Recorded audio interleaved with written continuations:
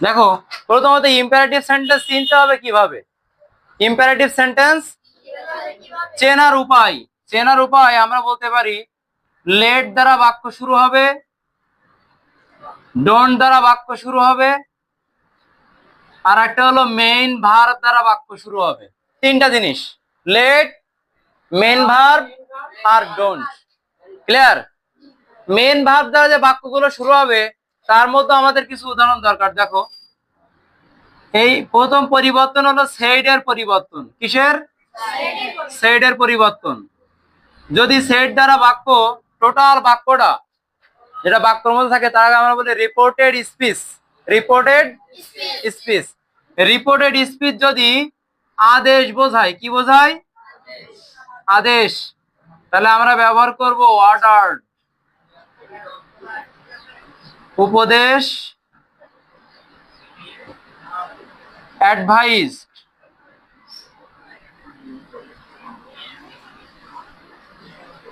নিষেধ,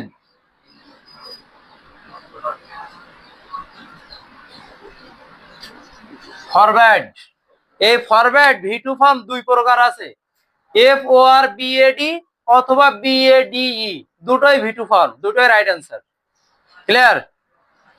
তাহলে আদেশ, অর্ডার, অর্থাৎ এই ফরম্যাটে এটা তুমি না লিখে ইও লিখতে পারবা, তাই বললাম। ই লিখলেও হবে, AD পর্যন্ত রাখলেও হবে। আদেশ, উপদেশ, নিষেধ। এরপরে আছে অনুরোধ। অনুরোধ হবে রিকোয়েস্টেড। অনুরোধ হবে requested.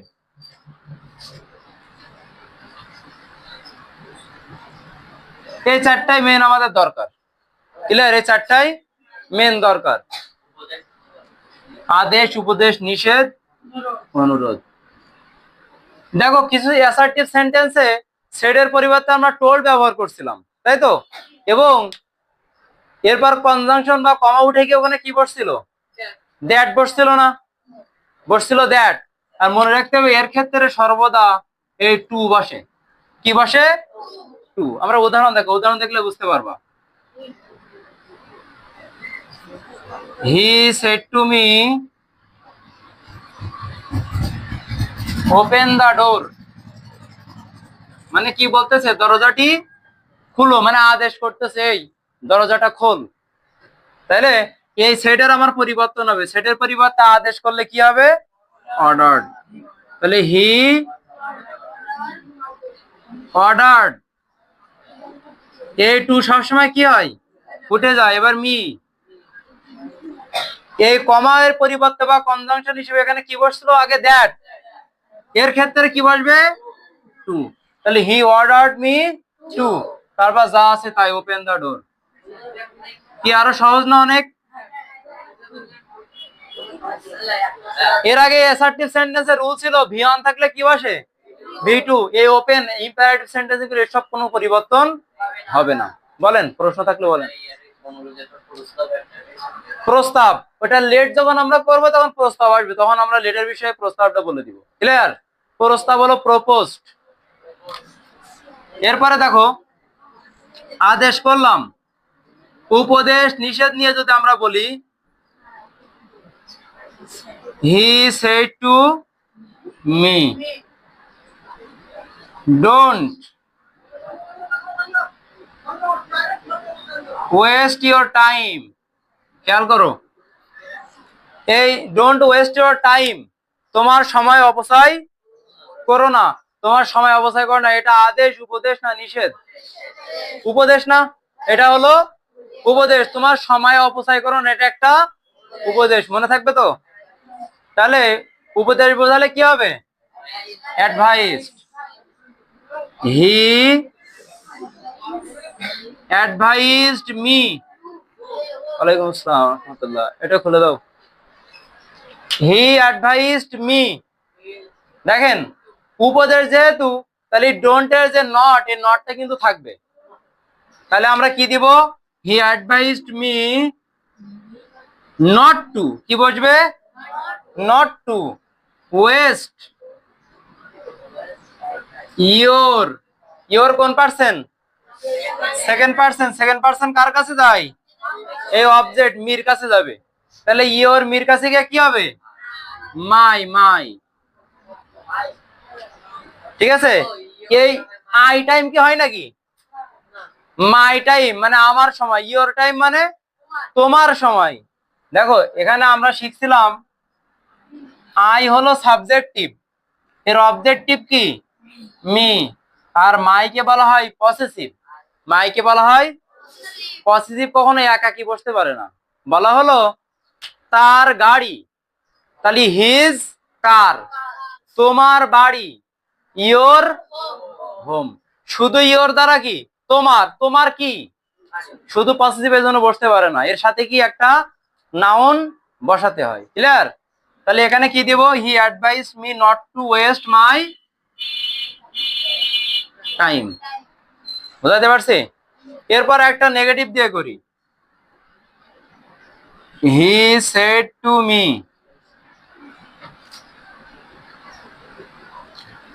Don't play football. Football কি খেলো না, এটা কি নিষেধ করতেছে না?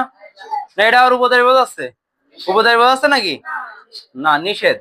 নিষেধ বোঝালে কি হবে? সেটার পরিবর্তে ফরব্যাড। হি ফরব্যাড মি। দেখো এবার খেয়াল করো, এটা কিন্তু ভেজাল আছে। আগে আমরা অ্যাডভাইস হিসেবে নিয়েছিলাম, নিষেধ হিসেবে নিয়েছিলাম নাকি? এই নিষেধ হিসেবে নেইনি বলে নট টু বসছে, আর এবার আমরা কি নিলাম? নিষেধ হিসেবে, তাইলে কিন্তু নট আর বসবে না, এটা মনে রাখতে হবে। কেন? এই ফরব্যাড মানে কি?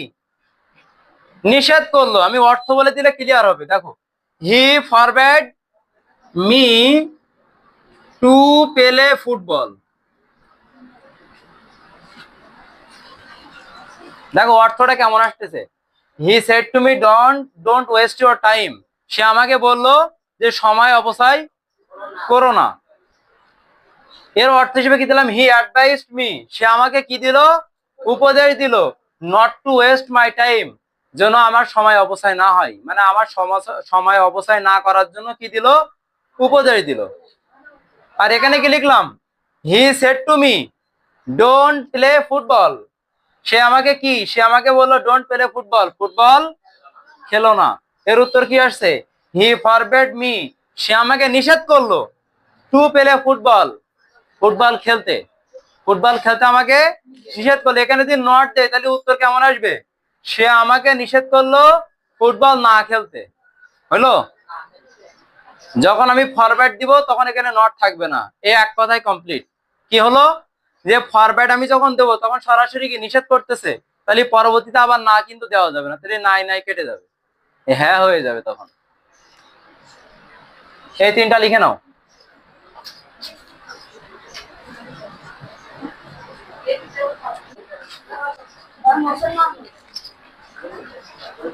দেখো তাহলে আমরা মেন ভার্ব যে যেগুলো ছিল সেগুলো কমপ্লিট করলাম। এবার আমরা মেন ভার্ব প্লাস ডোন্ট দুটোই আমাদের হয়ে গেল। এবার লেট দিয়ে কমপ্লিট করবো। লেটটা ভেরি ভেরি ইম্পর্টেন্ট। ক্লিয়ার? লেটটা খেয়াল করেন।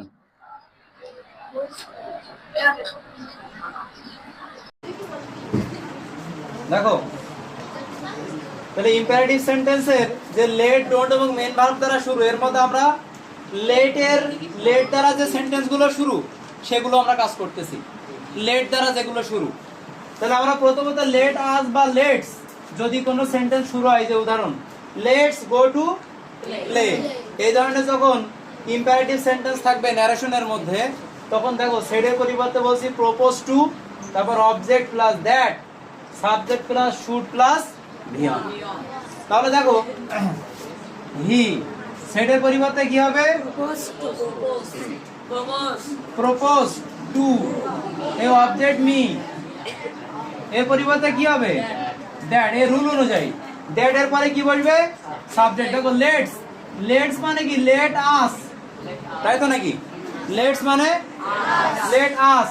এই আস হলো ফার্স্ট পারসন, তাহলে ফার্স্ট পারসন কার কাছে যাবে? হির কাছে যাবে। এখানে গুরুত্বপূর্ণ একটা ব্যাপার। দেখো দেখো আরো একটা লিখি, তাহলে আমাদের বুঝতে একটু সুবিধা হবে। হি said to her let us do the math সাম দেখি সাম মানে অঙ্ক দেখো এই দুটোর মধ্যে পার্থক্যটা আমি বলে দেব এই যে রিপোর্টিং ভার্ব এই সাবজেক্ট থার্ড পারসন মিটা কোন পারসন ফার্স্ট পারসন মিটা ফার্স্ট পারসন তাহলে একটা হলো থার্ড পারসন আর একটা হলো ফার্স্ট পারসন মনে রাখতে হবে এই আজ যাচ্ছে কার কাছে হির কাছে আজ মানে কি আমরা আজ মানে আমরা কয়জন ব্যক্তি সর্বনিম্ন দুইজন আর হি মানে কয়জন একজন তো দেখো এই দুটোই যদি থার্ড পারসন থাকে তাহলে আজ হির কাছে কি হয় দে কিন্তু দুটোই কি থার্ড পারসন না একটা থার্ড পারসন আর একটা ফার্স্ট পারসন তাহলে এখানে কি হবে উই জায়গায় থেকে যাবে বুঝাইতে পারলাম এই লেট আস এই উই এর অবজেক্টিভ রূপ কি আস না উই এর অবজেক্টিভ রূপ কি আস তাহলে যা উই সেটাই হলো আস তাহলে দেখো এই লেটস বা লেট আস এই আস হির কাছে কি থাকলো এই উই থেকে গেল কারণ সাবজেক্টিভটা বসবে আস কি অবজেক্টিভ তাহলে উই থেকে গেল এই রুল অনুযায়ী কি শুড উই শুড তারপরে ভিয়ন গো টু পেলে এই গো টু পেলে পরেরটা খেয়াল করো দেখো সেম জিনিস সবকিছু শুধুমাত্র পার্থক্যটা বাদ সেটার পরিবর্তে কি হবে প্রপোজ টু হার দ্যাট এই দেখো আস আবার কার কাছে যাবে হির কাছে যাবে দেখো এর সাবজেক্ট এবং অবজেক্ট দুটোই কি থার্ড পারসন দুটোই থার্ড পারসন এই থার্ড পারসন যখন থাকবে তখন এখানে হবে দে এখানে কি হবে দে তাহলে দ্যাট দে রুল অনুযায়ী শুড ডু দা সাম এই লেটের যে জিনিসটা লেটেরটা কমপ্লিট হয়ে গেছে দেখো লেট আসেরটা কমপ্লিট হয়েছে এবার আমরা আজ ব্যতীত যেগুলো আছে সেখান থেকে একটু কমপ্লিট করব আজ ব্যতীত যেগুলো আছে দেখো আজ ব্যতীত কি কি আছে let me let him let them ইত্যাদি ইত্যাদি দেখো এর ক্ষেত্রে মনে রাখতে হবে কি সেড এর পরিবর্তে কি হবে দেখো সেড এর পরিবর্তে হবে উইশ দিতে পারো অথবা টোল্ড দিতে পারো plus that plus subject plus might plus V one মনে থাকবে তাহলে আগেরটার সাথে পরিবর্তন কি কি এখানে প্রপোজ টু এখানে কি দিবা উইশ অথবা টোল্ড দ্যাট এখানে সাবজেক্ট আবার মাইট আর এখানে সাবজেক্ট আবার কি ছিল শুড তাহলে দেখো উদাহরণ দেখো he said to me let him do the sum দেখো let him do the sum দেখো he wished দিলাম he wished me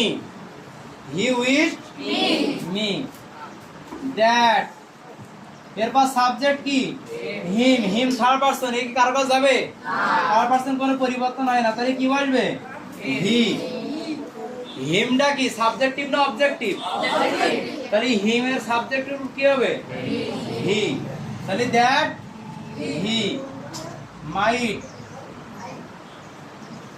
might do দা সাম এই উদাহরণটুকু লিখে নাও দ্রুত এগুলোই তাহলে এর আগে আমরা কমপ্লিট করেছিলাম কোনটা মেইন ভার্ব দিয়ে যেগুলো ছিল আদেশ অর্ডার নিষেধ ফরবিড আর লেট এই ইম্পারেটিভ সেন্টেন্স কমপ্লিট ঠিক আছে